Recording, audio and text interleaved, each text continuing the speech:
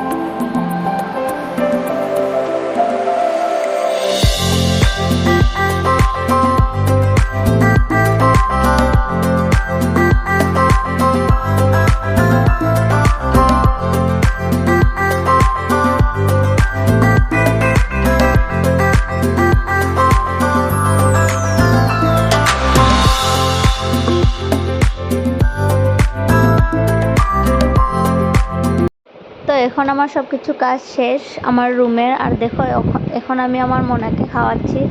তো ওকে দেখো কীভাবে খাওয়াতে হয়, দেখো বারবার শুয়ে যাচ্ছিল, খেতে চাইছিল না। তাই আমি বলছিলাম অল্প জল খাও, না খাবে না, ও ঘুমিয়ে পড়ছে বারবার।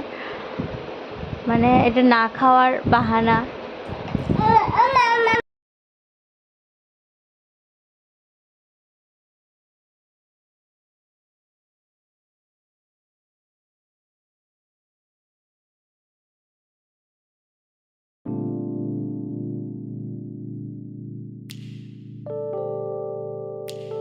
তো গাইস, আজকে ভিডিওটা এখানেই শেষ করছি। নেক্সট ভিডিওতে তোমাদের সাথে